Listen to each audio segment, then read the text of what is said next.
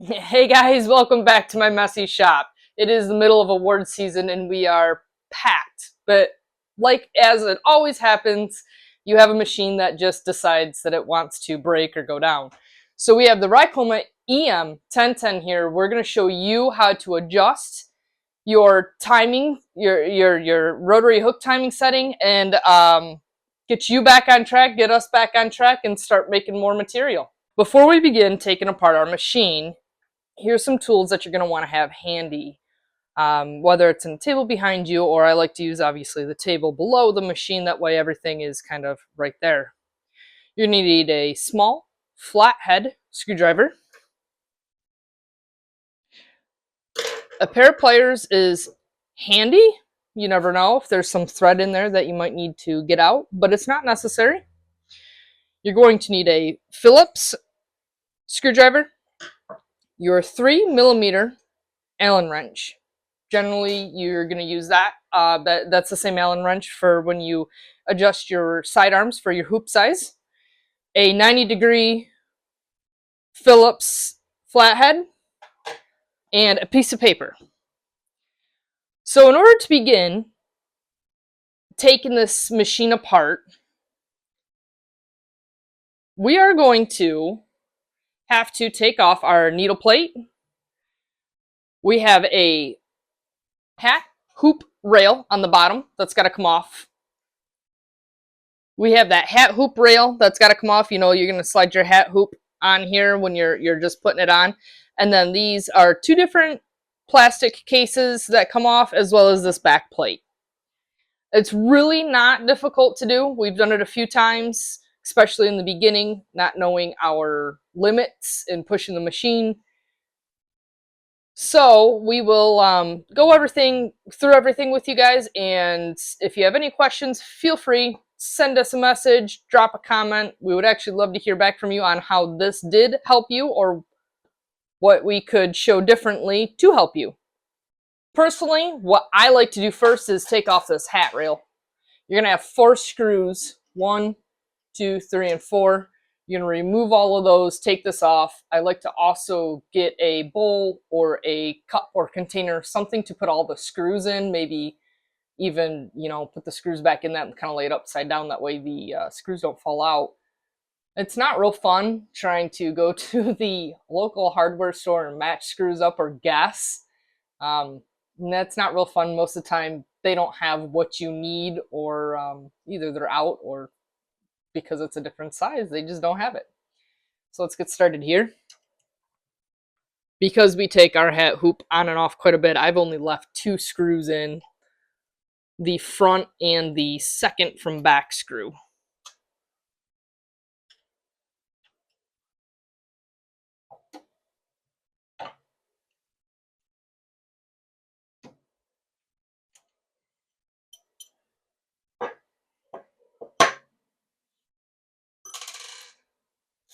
And then while we're here, this back plate actually just kind of pops right off. Carefully. They're just little tabs. You don't want to break that off. It really doesn't hurt anything if you run it off, if it does break or you lose it. It's more of just a personal preference and an aesthetics look. All right. Next, I like to take off the needle plate. In order to take off that needle plate, I use that 90-degree Phillips. And I just crack open these 2 Phillips screws. And then I normally just take my finger and finish them off.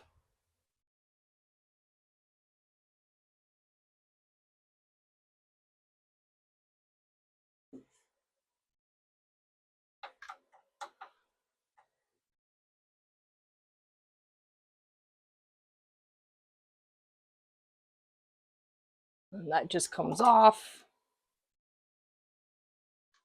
What's good here too is because here is your trimmer, and you're gonna actually end up taking that needle plate off quite a bit when you're running lots of items and clean this out of loose cut threads.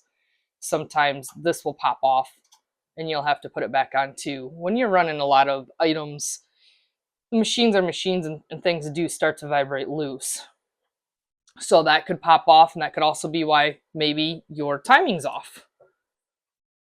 Next,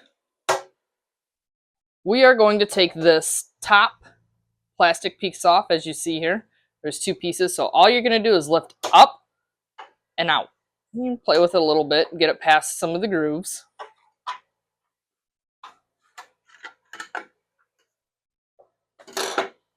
And in order to get this bottom one off, I mean, you don't have to take it off, but I prefer taking it off. That way, when you're trying to adjust the timing, you have more room on this side.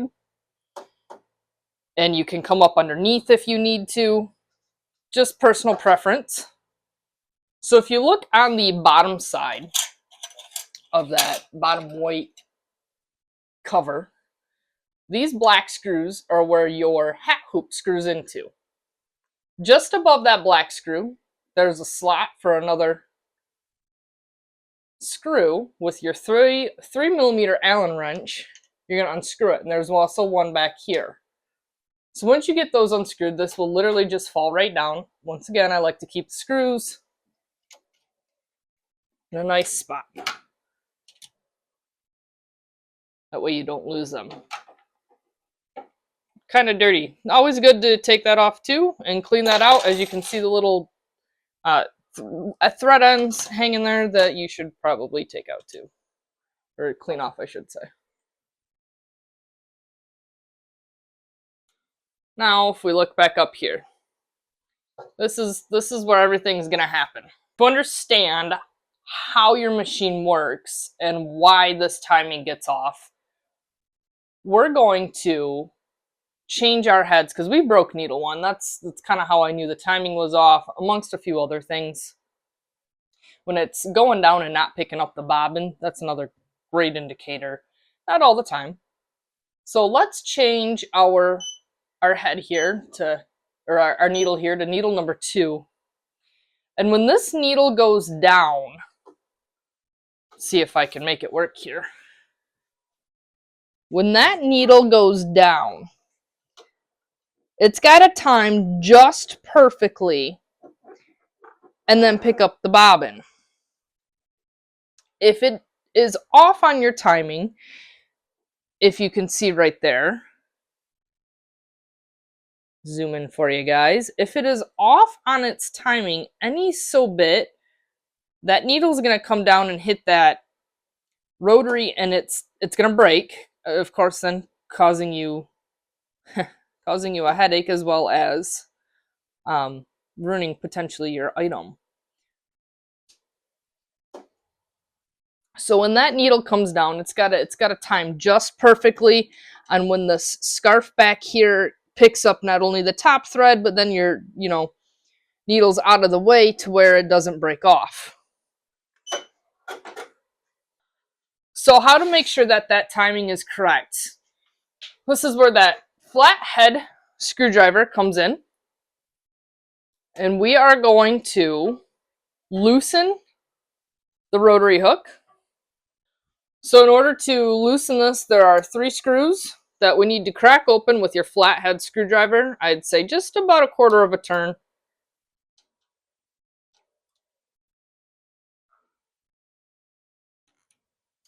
That one was a little much. All right, 1/4 of a turn. See, now this spins completely.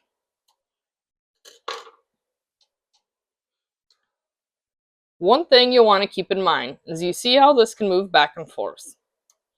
The reason for this here is when this goes to stop your bobbin thread, your bobbin actually makes the loop around right here with your top thread.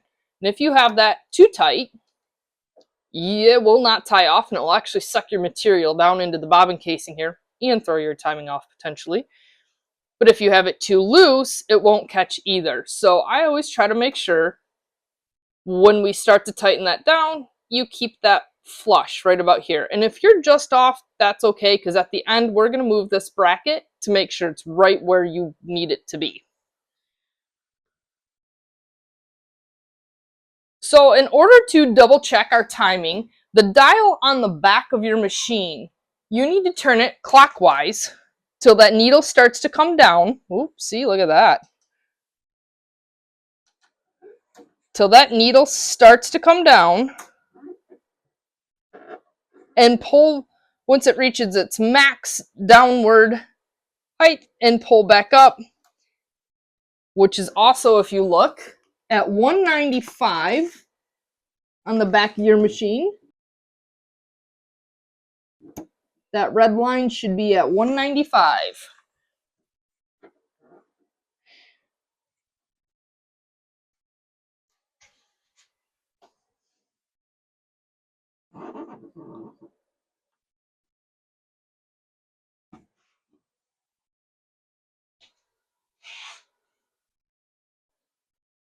So when that red line's at 195, and you may have to hold that like I did, that is where your needle is reached its max downward and it is starting to come back up.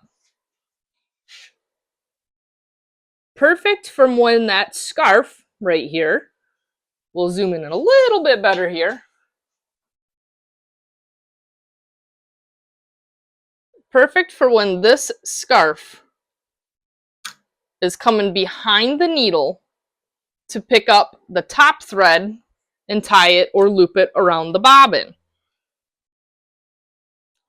And in order to know right where that needs to be and how far off it needs to be from the needle is key. So you don't want to mess with that back dial. You want to keep it at 195. And this rotary scarf and needle should not be any tighter than to just snugly hold a piece of paper in there. If it's too loose and you try to drop a piece of paper in there, it's gonna fall. It's floppy. You got a whole bunch of room. No. And if it's too tight, every time it comes to grab that top thread, it's gonna break right off. So take your piece of paper and just put it in between the needle and that scarf. If you can do that, you are good. Now, I'm right-handed, so I'm going to hold our rotary case, bobbin housing maybe, with my left hand. And unfortunately, there's no good way to put it other than to eyeball it, and you're going to see a lot better with your own eyes than the camera here. But this scarf right here needs to be halfway between the needle. So that tip of that scarf needs to be right about halfway. If it's not, then it's not going to pick up your thread, and that's how everything gets off. If it's too far, you see it's starting to bend that needle just there, and it's going to break it as well. So eyeballing it here, and of course, like I said, your eyes versus the video are going to be a lot better at this stuff. Give you guys a little bit better view here of what I'm talking about. See how close tolerance that is? If that needle is just off, you're going to start breaking needles. That's right where that groove in the back of the needle comes into play too. So you're going to want to make sure that that rotary hook doesn't look bent, which ours does not,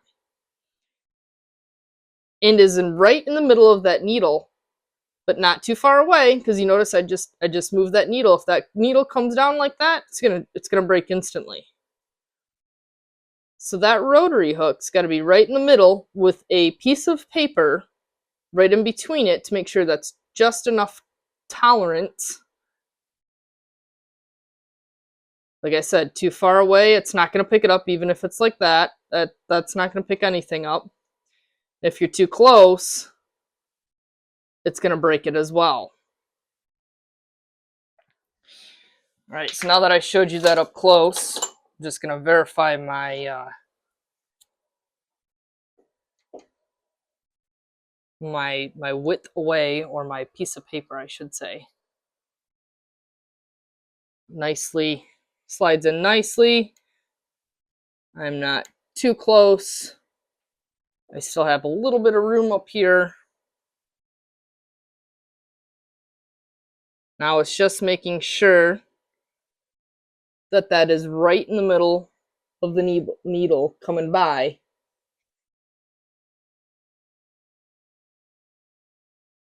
And then you will very carefully snug these screws down. You don't want to over tighten them right now, because if you do that, then it could very easily grab too tight and it's going to shift you.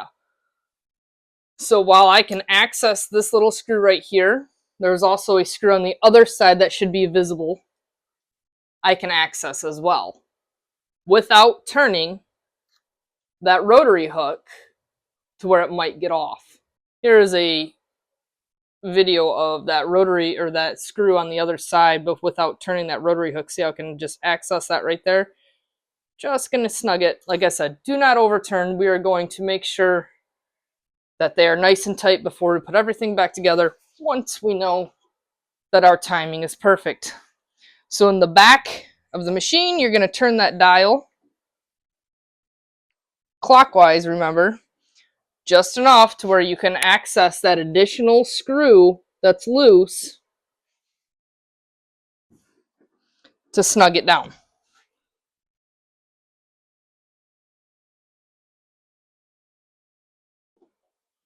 Just enough. Now, in order to reset this, I hit the 100-degree button on the screen. All right, going to rotate that dial on the back of your machine clockwise. And that needle comes down, that rotary hook grabs the top thread, comes around, and it creates a loop. You guys see that on the video right there? That's the loop on the back of your item on whatever you're sewing. So now that we see that, I'm going to re-hit that 100-degree button. I'm going to clear this mess out, that way it doesn't get knotted up. And I'm going to actually get a blank piece of backing, and I'm going to hoop it in a spare hoop that I have. And we're going to make sure that this stitches out okay before we put it all back together. As long as you are careful, it's okay if you kind of hoop something real quick and embroider it.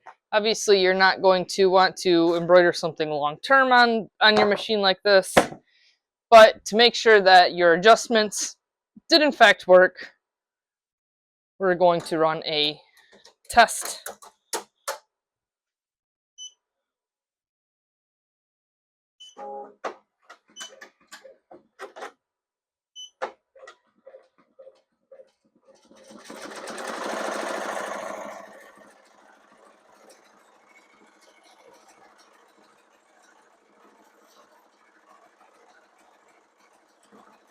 Looks like it's running good to me. Now that I'm pretty confident in my machine, it's running good, I'm going to take that off and we're going to put everything back together. But before we put everything back together, we're going to make sure that those screws that we had loosened for the rotary are tightened and snugged down. Drop you guys down here. So these screws up under here, we're gonna go back through and make sure that these are nice and tight. You don't want to leave those halfway loose and be running a design and have to re-go through this whole process.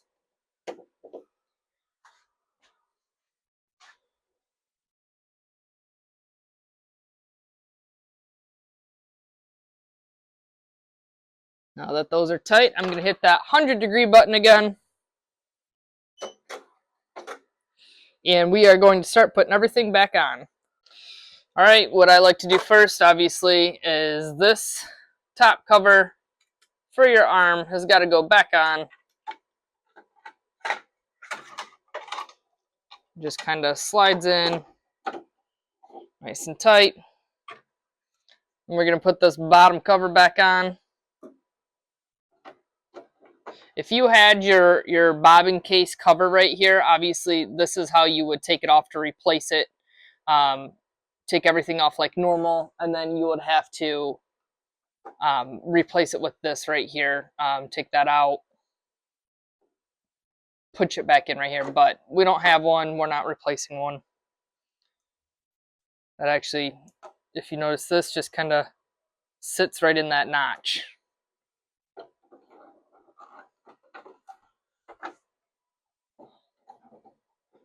Kind of just pushes together nice and firmly. We're gonna get those screws back up in there. That 3mm Allen wrench.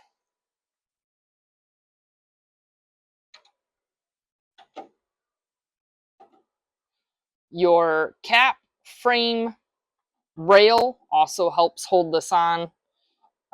Granted, if you had your front and back screws on, you really don't need it. So we'll put that on at this time too.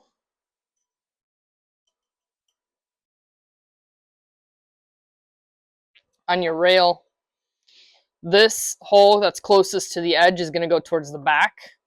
If you did it the other way around, you would actually, it offsets it. You'd either be way back here or you'd be way up here, and it just, the holes wouldn't line up.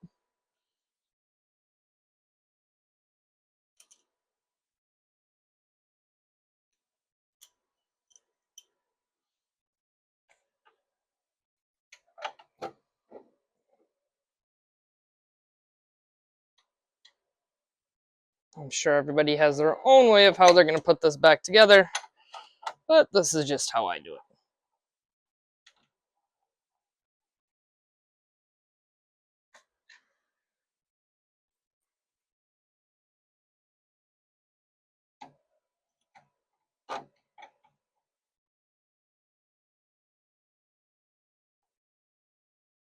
Nice and tight.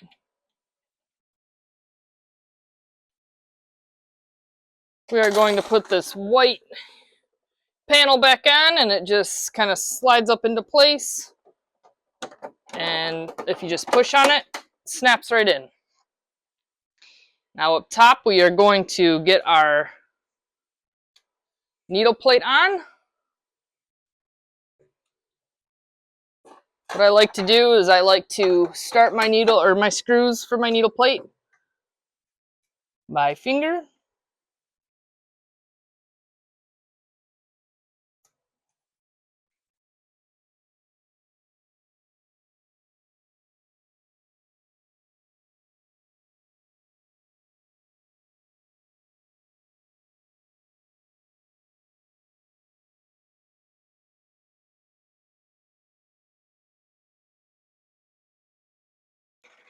Now that our Ricoma EM1010 is up and running, I've got orders to get out. Just a side note, we are not sponsored by Ricoma. We are just end users like you who are figuring out how to service our machines. If you have any questions, feel free to reach out, drop a comment below, hit that subscribe button to watch more videos on how we repair our machines and how we work on them. Have a great day. We'll see you on the next video.